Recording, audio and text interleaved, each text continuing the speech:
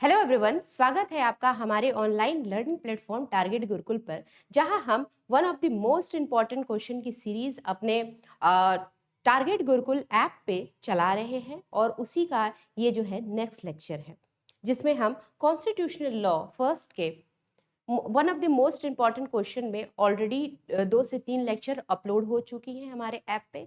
ये जो है ये चौथा लेक्चर आपका होगा, जिसमें रूल ऑफ लॉ को हम लोग समझेंगे। रूल ऑफ लॉ क्या है, यह आपके एलएलबी फर्स्ट सेमेस्टर के सिलेबस में गिवन है कॉन्स्टिट्यूशनल लॉ को। ठीक है, आई होप आप सभी लोग की पढ़ाई जो है वो बहुत अच्छी तरीके से चल रही होगी, क्योंकि सेमेस्टर एग्जाम हर एक यूनिवर्सिटी के अब पास आ चुके हैं।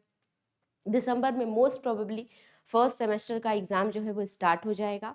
और क्योंकि आप लोग पहली बार जो है वो लॉ का पेपर लिखने जा रहे हैं, तो उसमें कुछ कुछ बातें आपको ध्यान रखनी पड़ती है। इसी वजह से ये सीरीज चलाई जा रही है कि आप लोग को क्वेश्चन समझने आ जाए, साथ ही क्वेश्चन का आंसर लिखने का क्या पैटर्न होना चाहिए ये भी आपको समझ में आ जाए। ठीक है, तो चलिए बिना किसी देरी के हम अपना जो आज का इम्पॉर्टेंट क्वेश्चन है वो रूल ऑफ लॉ से रिलेटेड है, या फिर इसको राइट ऑफ इक्वालिटी या आर्टिकल 14 जो पढ़ते हैं उससे भी जोड़ सकते हैं। ठीक है, लेकिन रूल ऑफ लॉ का कॉन्सेप्ट आप सिलेबस में देखने को आपको मिलेगा, उसको उसी कंटेक्स्ट में हम आज यहाँ बात करेंगे। ठीक है, तो चलिए, कह रहा है कि what is meant by rule of law.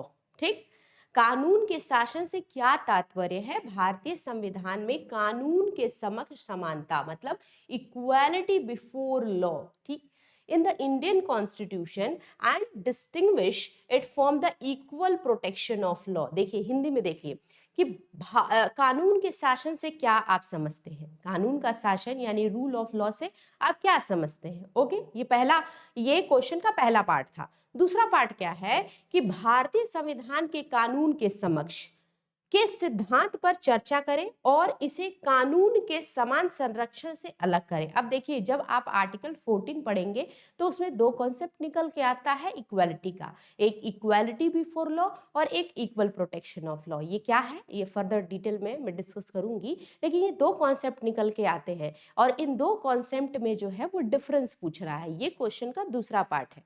सबसे पहले क्वेश्चन पढ़ते समय आप क्वेश्चन को समझिए कि क्वेश्चन आपसे पूछ क्या रहा है। इस क्वेश्चन में आपसे 2 आंसर का डिमांड किया जा रहा है। 2 पार्ट में ये क्वेश्चन जो है वो गिवन है। ठीक है, पहला पार्ट आप बता देंगे रूल ऑफ लॉ क्या है, दूसरा पार्ट जो है वो बताएंगे differences between equality before law और इक्वल प्रोटेक्शन ऑफ लॉ। तब जा करके ये आपका आंसर का इस फॉर्मेट में आप आंसर लिखेंगे, तब जाके इस क्वेश्चन का आप अच्छे से आंसर लिख पाएंगे। ठीक है, चलिए, तो आप सभी जानते हैं कि हमें फंडामेंटल राइट्स जो है वो मिला है। ठीक है, देखिए जो एफआर है यानी कि फंडामेंटल राइट्स, वो किसमें गिवन है, तो पार्ट थर्ड। सभी जानते हैं कि part third of the constitution में है। ठीक, और इसमें आर्टिकल जो 14 से 18 है वो इक्वालिटी, राइट टू इक्वालिटी की बात करता है। ठीक है ना, अब यहाँ पे जो 14 है आर्टिकल 14, आर्टिकल 14 समानता का अधिकार बताता है, राइट टू इक्वालिटी की बात करता है, राइट टू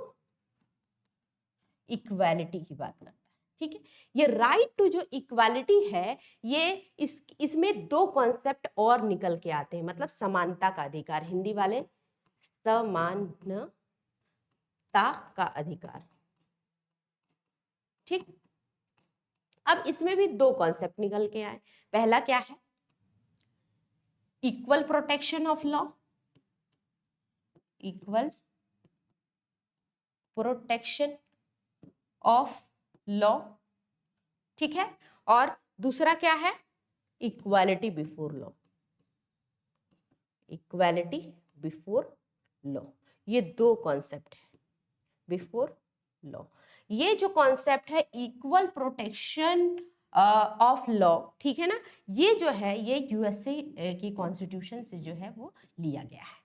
और ये जो इक्वालिटी बिफोर लॉ है ये यूएस के कॉन्स्टिट्यूशन से जो है वो लिया गया है। ठीक है, इतना समझ में आपको आ गया। दोनों का मतलब क्या है वो भी आपको धीरे धीरे समझ में आ जाएगा, जैसे जैसे हम क्वेश्चन के आंसर में आगे बढ़ेंगे तो आपको सारी चीजें समझ में आएंगी। इतना आप नोट कर लीजिएगा। ठीक है, चलिए अब इस क्वेश्चन का हम आंसर देखना जो है वो स्टार्ट करते हैं।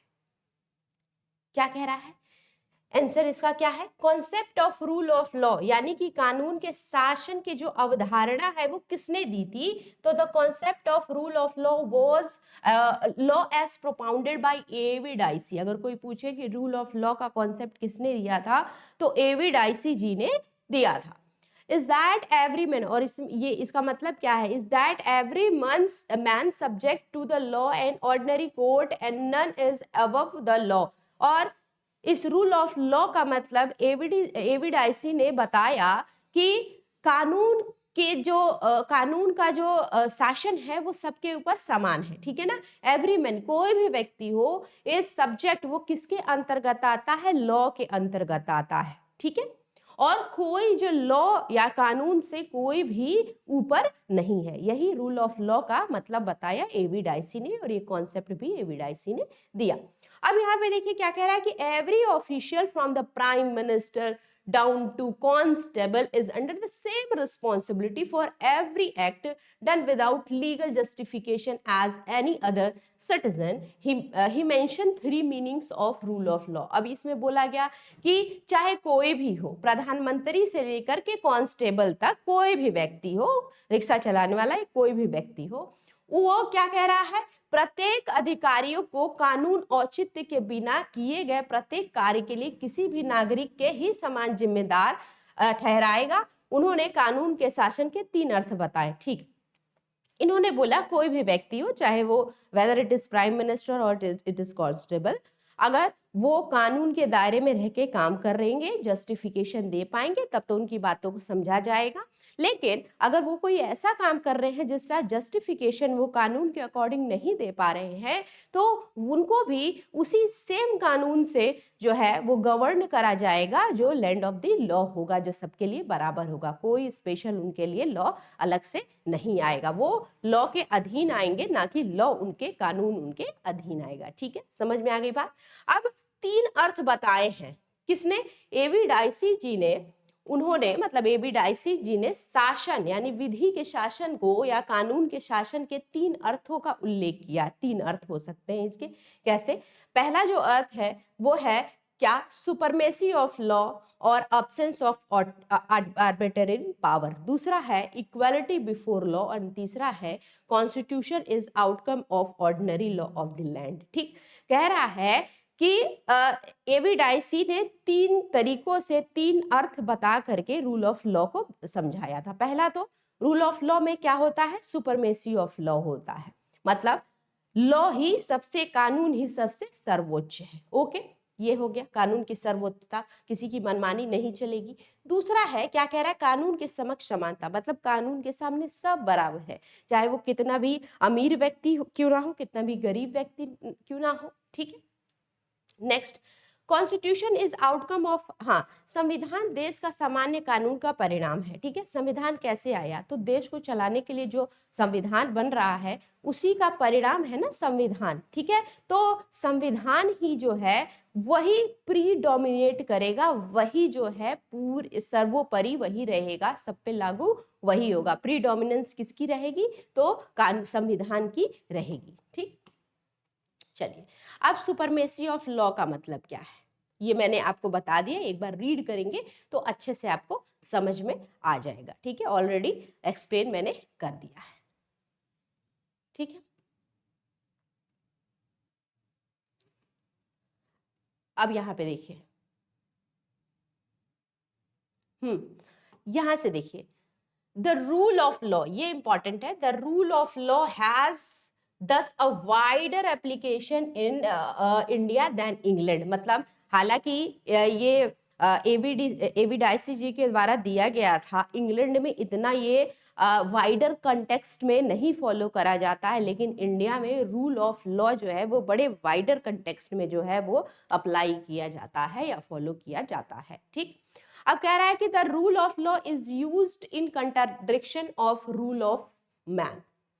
In this system, where rule of law prevails, it is the law that rules. कह रहा है कि कानून, जहां भी कानून का शासन, जिस भी कंट्री में, जिस भी देश में रूल ऑफ लॉ है या फिर कानून का शासन है, उसमें मनुष्य के शासन से हमेशा विरोधाभास होता है। मतलब कानून का शासन सर्वोपरि रहता है, मेंस का जो शासन है, मानव का जो शासन है, वो हमेशा विरोधाभास में रहता है। मतलब कानून का शासन वो हमेशा आगे रहेगा, ना कि मैन के शासन को वो कभी आगे आने देगा। ठीक है, जिस भी व्यवस्था में कानून का शासन होता है यानी रूल ऑफ लॉ होता है, वहां कानून का शासन ही रहता है। तो अगर कोई बोल रहा है कि हमारी कंट्री में जो है रूल ऑफ लॉ है, तो इसका मतलब आप ये समझ जाना कि वहां पे कानून का शासन होगा, ना कि किसी मैन का शासन होगा। ठीक है, चलिए आगे देखिए क्या कह रहा है कि the expansion of rule of law open to a new vista of public interest litigation which has been very much recognised by Indian judiciary in many cases. कह रहा है कि कानून के शासन के विस्तार में जनहित याचिका, जो पीआईएल का कॉन्सेप्ट होता है, एक नया परिदृश्य खोला। ठीक है ना, मतलब रूल ऑफ लॉ के कॉन्सेप्ट से ही जो है वो पीआईएल का जो आइडिया है वो आया, वो कॉन्सेप्ट लेकर के आया, एक परिदृश्य खोला गया, जिसमें कई मामलों में पीआईएल आने के बाद कई मामलों में भारतीय न्यायपालिका द्वारा बहुत मान्यता दी गई। मतलब इंडियन जुडिशरी ने पीआईएल को बहुत मान्यता दी, और जो भी ऐसे केसेस आते हैं पीआईएल के थ्रू, उसको अच्छे से एंटरटेन करा जाता है हमारे कोर्ट्स के द्वारा। ठीक है ना, तो ये भी किसके अंतर्गत ही आया था भाई, तो रूल ऑफ लॉ के अंतर्गत। ठीक, अब यहां पे देखिए आगे क्या कह रहा है, rule of law requires that no person shall be subjected to the harsh, uncivilised और discriminatory treatment even when the subject is securing of paramount exigencies of law and order। इस ये किसमें बोला गया, Rubinder Singh versus Union of India AIR 1983 में बोला गया कि जो भी कानून के शासन की आवश्यकता है या रिक्वायर करता है, वो किसी भी व्यक्ति के साथ कठोर, असभ्य, भेदभावपूर्ण व्यवहार नहीं करता। मतलब कानून, आप जानते हो कि राइट टू इक्वालिटी आपको है, समानता का अधिकार है, तो कानून क्या ये अश्योर करता है कि किसी भी इंसान के साथ क्या नहीं की जाए, कठोर चीजें ना की जाए, उनसे अभद्र व्यवहार या असभ्य चीजें ना हो, या उनके साथ भेदभावपूर्ण व्यवहार ना किया जाए। इन सभी बातों को ध्यान में रखते हुए किसी को ट्रीट करा जाता है। ठीक है ना, हाँ कभी कभी ऐसी जरूरत होती है, कोई ऑफेंडर है या फिर कोई ऐसा ऑफेंस करके आया है जिसका ये राइट टू इक्वालिटी वाला जो कॉन्सेप्ट है उस पर लागू नहीं होता, तो एक्सेप्शन इन केसेस में आपको देखने को मिल जाएंगे। ठीक है, अब ये रूल ऑफ लॉ आपने देख लिया। रूल ऑफ लॉ जब भी आएगा लिखने तो आप बता देंगे कि रूल ऑफ लॉ क्या है, किसने दिया है, उसके 3 अर्थ क्या बताए गए एबीडी डाइसी दी के द्वारा, और उसका क्या इंपॉर्टेंस रहा है हमारे इंडिया में। ठीक, अब बात आती है आर्टिकल 14 की। इसमें मैंने 2 कॉन्सेप्ट आपको बताया है, इक्वालिटी बिफोर लॉ और इक्वल प्रोटेक्शन बिफोर लॉ। उसको अब हम लोग ध्यान से देखेंगे।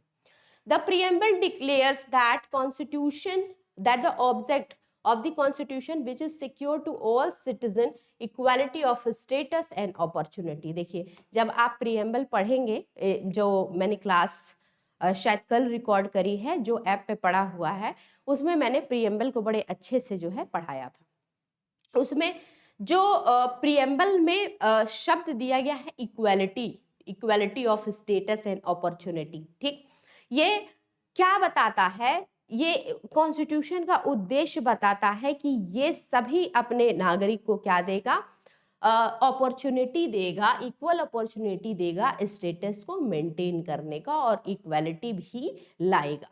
ठीक, article 40 embodies that general principle of equality and succeeding article 15, 16, 17 and 18 lay down the specific application of the general rule laid down in article 14। जो भी बातें जो है आर्टिकल 14 जैसे समानता का अधिकार आर्टिकल 14 बताता है, और आर्टिकल 15, 16, 17 और 18 में इसी समानता के अधिकार को और वाइडर कंटेक्स्ट में जो है वो समझाया गया है। ठीक, इसीलिए 14 से 18 राइट टू इक्वालिटी का सेक्शन हम लोग कह देते हैं।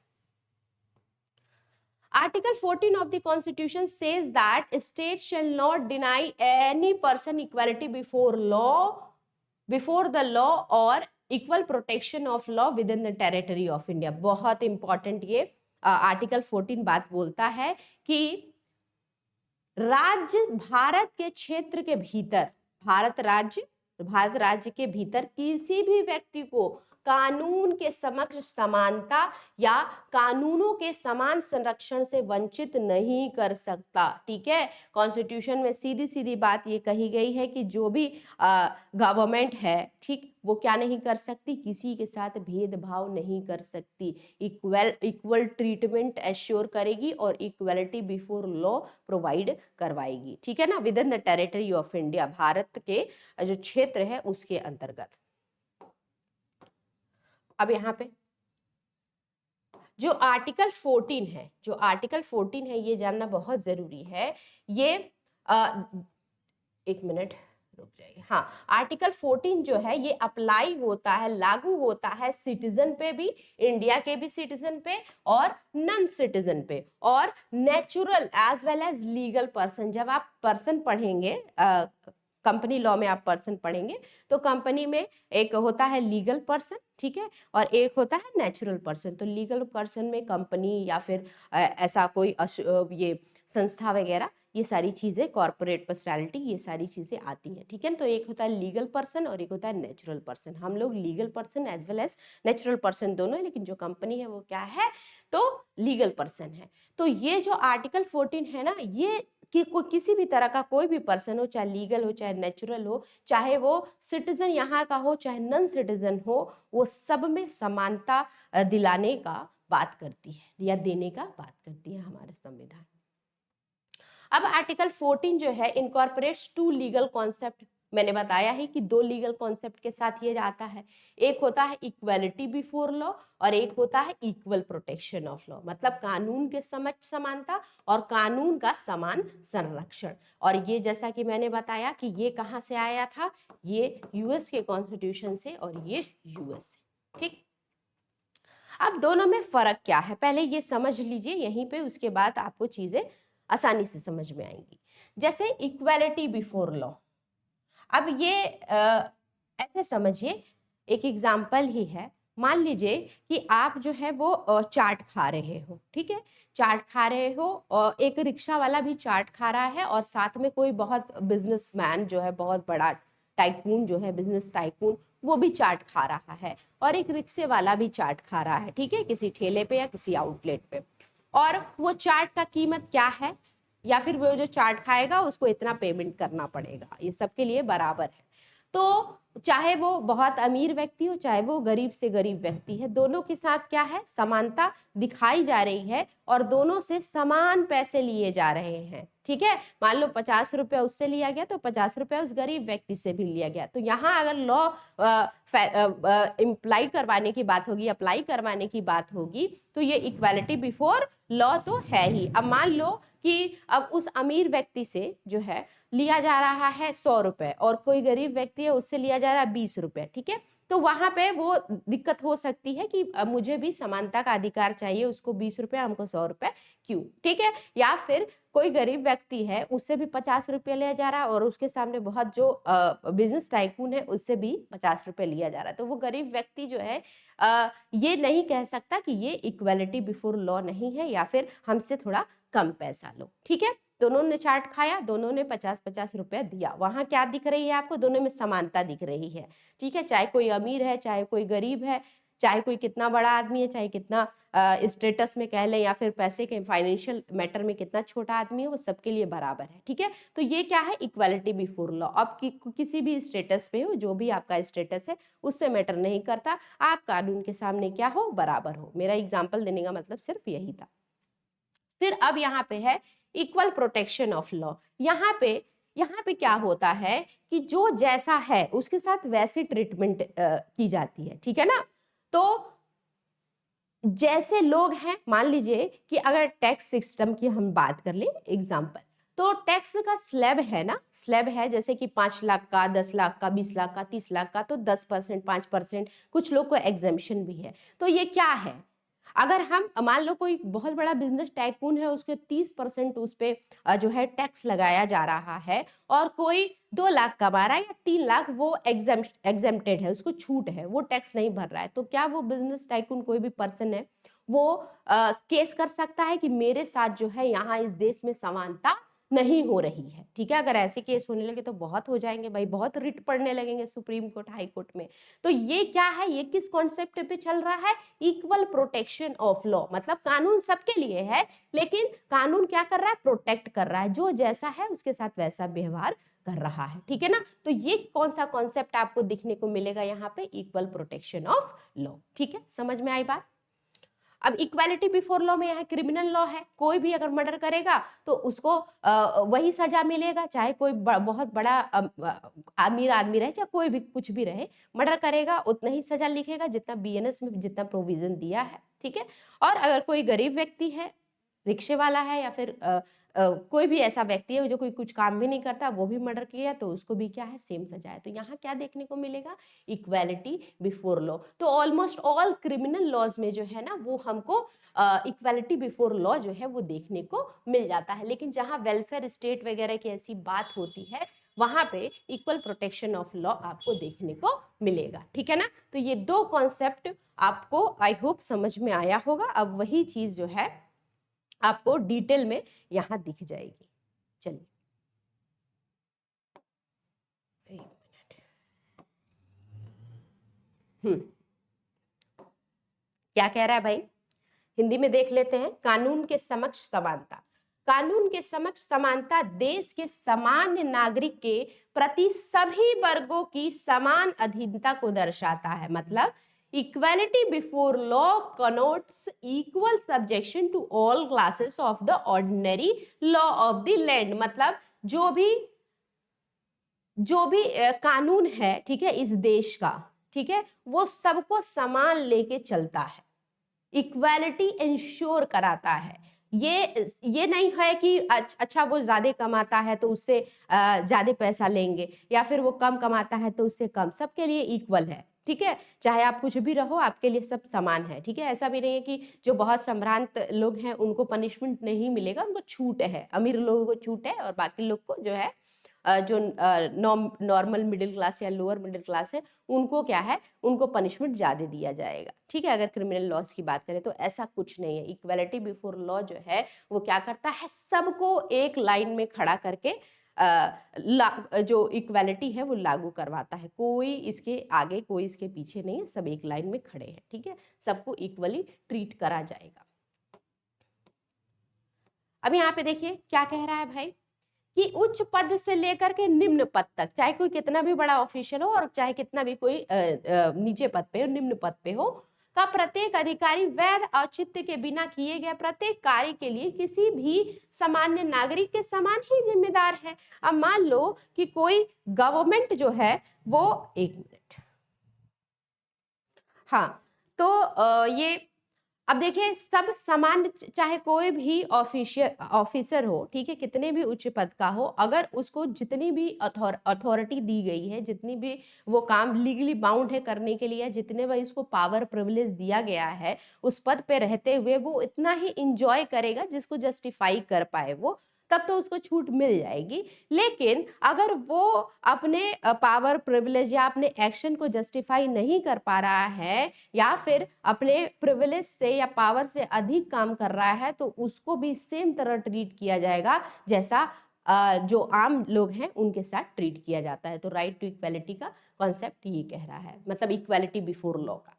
कानून के समझ समानता एक नकारात्मक अवधारणा है। ये कैसी अवधारणा है? नकारात्मक अवधारणा है। ठीक है, इसमें सब समान है, सब समान है, चाहे वो कोई भी हो, इसमें कोई स्पेशल प्रिविलेज, चाहे वो गरीब हो, चाहे वो अमीर हो, चाहे कोई भी हो, तो इसमें सब समान है। इसलिए इसको क्या कहा जाता है?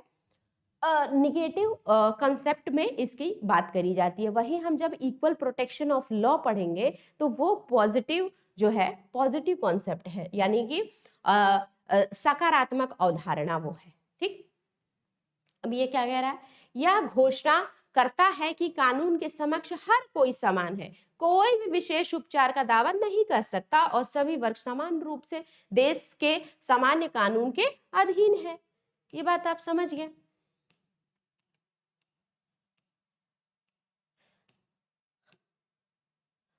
अब यहाँ पे आप एक एक करके जो है वो चीजें पढ़ेंगे तो आपको इसी कंटेक्स्ट में चीजें आपको समझ में आएंगी। ठीक है, इक्वल प्रोटेक्शन ऑफ लॉ हम देख लेते हैं, कानून का समान संरक्षण देख लेते हैं, जो दूसरा कॉन्सेप्ट था राइट टू इक्वालिटी का। इसमें क्या कह रहा है कि the second concept equal protection of law is more positive, जैसे मैंने बोला नहीं, सकारात्मक अवधारणा है, more positive in the content.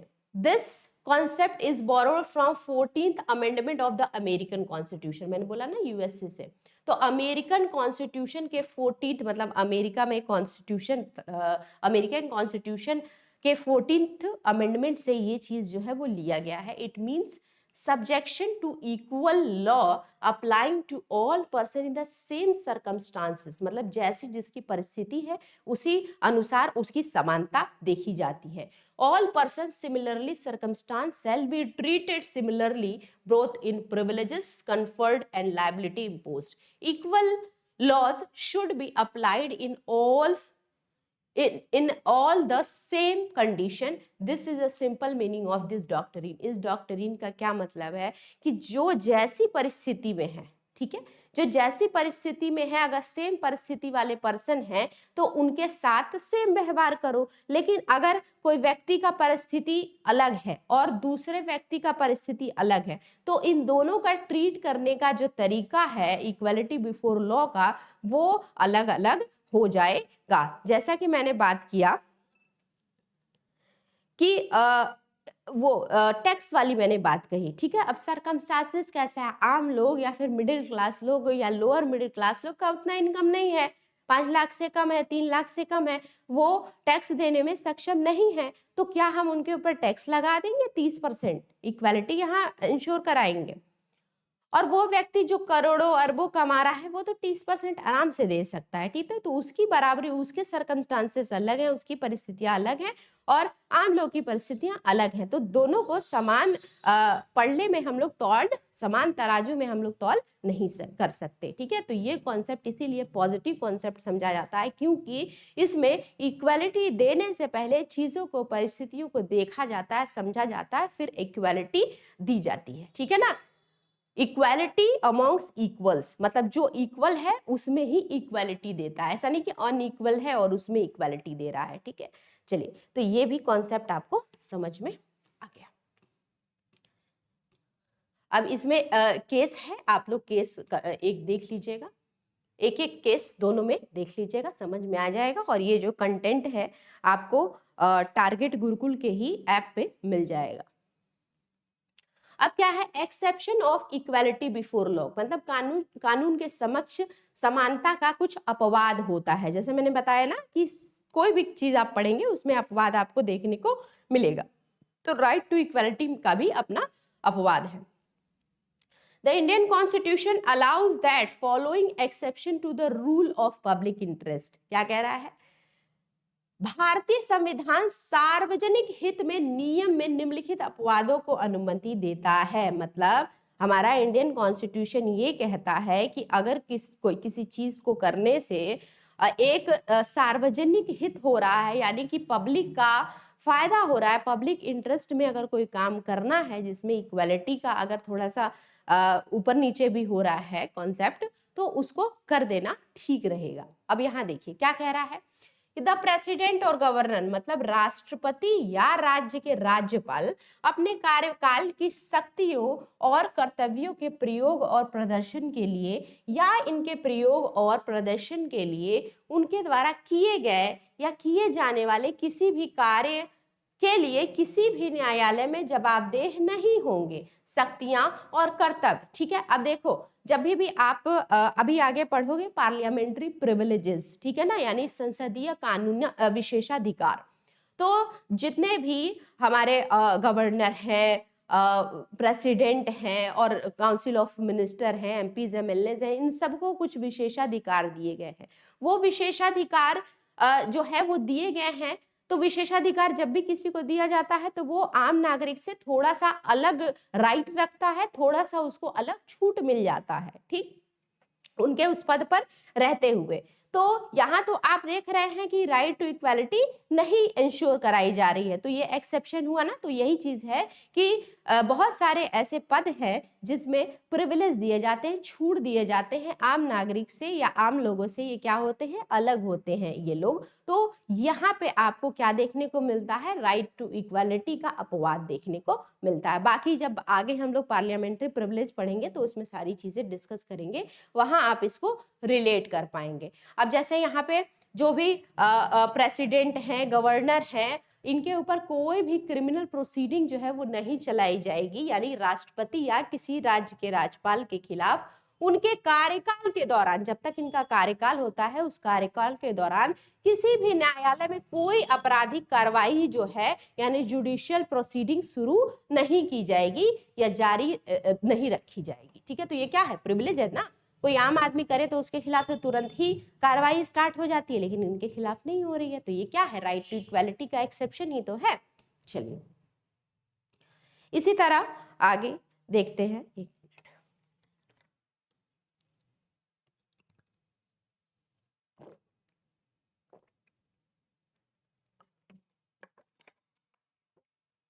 देखिए क्या कह रहा है कि नो सिविल प्रोसीडिंग, अब सिविल प्रोसीडिंग भी जो है इनके खिलाफ नहीं की जा सकती, यानी कि सिविल और क्रिमिनल दोनों से इनको क्या मिल जाता है, छूट मिल जाता है, एक्सेप्शन मिल जाता है, इम्यूनिटीज इनको प्राप्त है।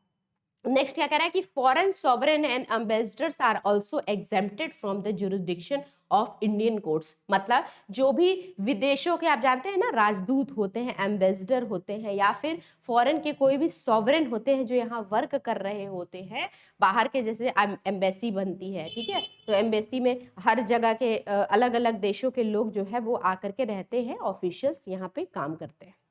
और हमारे यहाँ के भी विभिन्न देशों में जाकर के एज ए एम्बेसडर के रूप में काम करते हैं, या फिर उनको फॉरेन सॉवरेन भी कहते हैं। तो ये लोग जो है इनको भी राइट टू इक्वालिटी वाला कॉन्सेप्ट इनके ऊपर पूरी तरह लागू नहीं होता, इनको भी अपवाद दिया गया है, क्योंकि इनको कुछ इम्यूनिटीज, कुछ छूट दी गई हैं।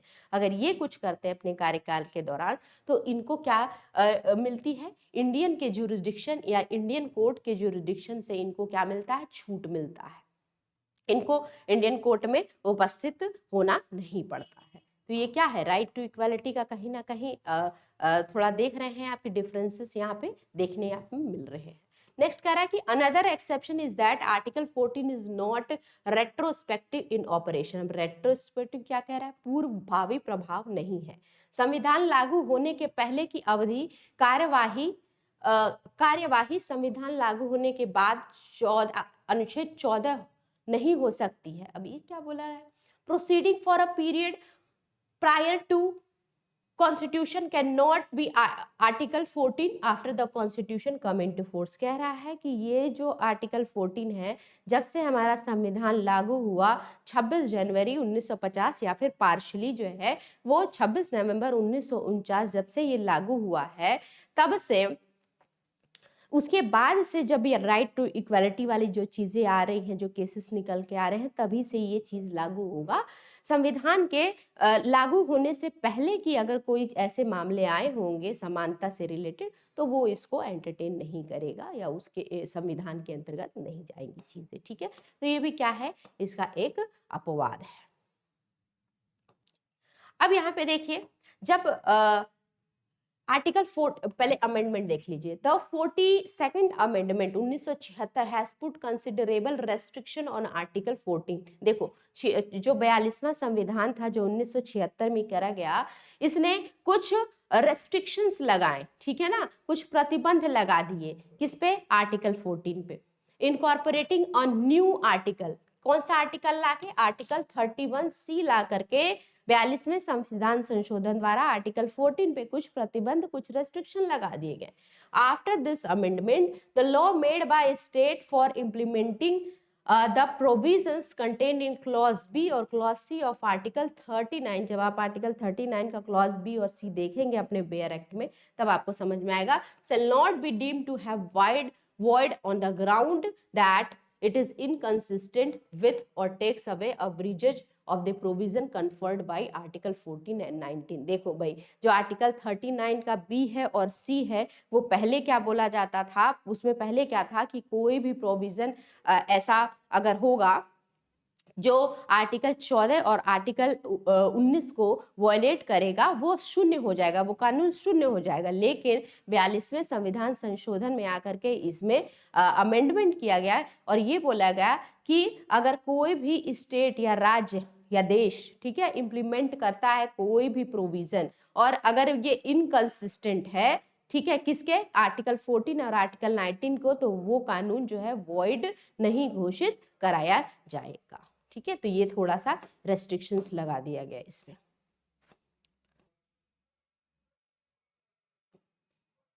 अब ये एक केस है, कौन सा केस है, संजीव कोक MFG बनाम भारत कोकिंग कोल लिमिटेड 1983। इसमें क्या बोला गया, सुप्रीम कोर्ट ने माना कि जैसे अनुच्छेद 31C कार्रवाई में आता है, अनुच्छेद 14 निष्क्रियता में चला जाता है। इस मामले में सुप्रीम कोर्ट ने बताया कि जहां अनुच्छेद 31C आता है, वहां अनुच्छेद 14 बाहर चला जाता है। मतलब जहां भी, अब आप देखिएगा, आपका ये काम है कि अनुच्छेद 31C देखें, जब भी 31C और 14 आर्टिकल 14 में कभी भी कंफ्लिक्ट आएगा तो प्रिवेल कौन करेगा, आर्टिकल 31C। ठीक है, अब 31C क्या है आप ये देख लेंगे। ठीक, अब यहाँ क्या कह रहा है कि आर्टिकल 14 परमिट्स क्लासिफिकेशन, मतलब वर्गीकरण की अनुमति देता है। कैसे, equal protection of law guaranteed by article 14 does not mean that all laws must be general in character. It does not mean that the same law should be apply for all the person. मैंने पहले ही बताया कि equal protection of law जो America के constitution से लिया गया है, वो ये नहीं कहता कि एक लॉ लो और सभी को के ऊपर सेम तरीके से लागू करवा, मतलब सभी लोग एक लाइन में ही खड़े नहीं होंगे, बल्कि अलग अलग तरीके के जितने लोग हैं वो अपने लाइन में जो है, उनके लिए जो लाइन बनाई गई है उसमें खड़े होंगे और उसी के अनुसार उनका सारा काम होगा। मतलब इक्वल्स जो हैं उनमें ही इक्वलिटी आनी चाहिए। अब मान लो कि जैसे मैंने टैक्स वाला बताया, तो जो इक्वल है उसके साथ ही इक्वालिटी हम करेंगे। ऐसा नहीं कि जो किसी भी तरह से इक्वल आपको दिख ही नहीं रहा है, उसके कॉन्सिक्वेंस, उसका स्टेटस इक्वल नहीं दिख रहा है, आप फिर भी उसके साथ इक्वालिटी कर रहे हो, तो ये कहीं से सही नहीं है। अब यहाँ पे जितनी बातें आपको बताई गई हैं, एक बार आप गो थ्रू हो लेंगे तो इसमें आपको समझ में आ जाएगा। इसमें सारे केस लॉज भी हैं और रूल ऑफ लॉ भी बताया गया है। इक्वालिटी, राइट टू इक्वालिटी में 2 कॉन्सेप्ट है, वो भी मैंने बताया, तो मुझे नहीं लगता कि कोई दिक्कत आने वाली है। अब जो है, हालांकि देखिए आपके पेपर 1 में, मतलब पेपर 1 कह रही, कॉन्स्टिट्यूशनल लॉ 1 में आपको राइट टू इक्वालिटी जो है अलग से नहीं पढ़ना है। रूल ऑफ लॉ में ही आप राइट टू इक्वालिटी की सारी चीजें डालेंगे। साथ में ही जब आप कॉन्स्टिट्यूशनल लॉ 2 पढ़ेंगे, तो सेकंड पार्ट जब पढ़ेंगे तो उसमें आपको फंडामेंटल राइट्स और ये सारी चीजें देखने को मिलेंगी। तो जितनी सारी इंपॉर्टेंट चीजें थी यहाँ पे आपको बता दी गई हैं रूल ऑफ लॉ से रिलेटेड। रूल ऑफ लॉ लिखते समय जरूर एवी डाइसी जी का नाम बताइएगा, किसके द्वारा प्रोपाउंड करी गई। साथ में ये भी बताइएगा कि इसका मतलब क्या है और इसके 3 अर्थ जो बताए गए हैं उसको भी डिफाइन कीजिएगा। और अगर 1 से 2 केस लॉज आप डाल पाएं तो वो भी आपके लिए सही होगा। नेक्स्ट क्लास में जब भी हम लोग करेंगे तो वो जो पार्लियामेंट्री प्रिविलेजेस है या फिर पार्लियामेंट्री सॉवरेनिटी है, एंटी डिफेक्शन लॉ, जो भी आपके सिलेबस में गिवन है, अमेंडमेंट है, इमरजेंसी है, ये सारी चीज़ों को डिस्कस करेंगे। और अगर आप इसी तरह के लेक्चर देखना चाहते हैं और अपना कॉन्स्टिट्यूशनल लॉ चाहे वेरियस जो भी सब्जेक्ट्स हैं उसको कवर करना चाहते हैं, तो हमारा टारगेट गुरुकुल का जो बैच है उसको आप सारथी बैच, जो आपके सेमेस्टर एग्जाम की प्रिपरेशन करवाता है, उसको आप देख सकते हैं, जहाँ पे आपको चीज़ें बहुत अच्छी मिल जाएंगी और साथ ही साथ पीपीटी आपको वहाँ पे मिल जाएगा, जिसके थ्रू आप यहाँ क्लास करके उसको 1 से 2 बार रीड आउट करेंगे, उसका सिनॉप्सिस बनाएंगे, आपकी सारी चीज़ें क्लियर हो जाएंगी। ठीक है, तो फिलहाल आज के लिए इतना ही। आई होप आपको रूल ऑफ लॉ का कॉन्सेप्ट जो है वो समझ में आया होगा। और इसी तरह के और वीडियो के लिए आप लाइक शेयर और सब्सक्राइब हमारे चैनल को कर सकते हैं। आज के लिए इतना ही, मिलते हैं नेक्स्ट क्लास में, तब तक के लिए धन्यवाद।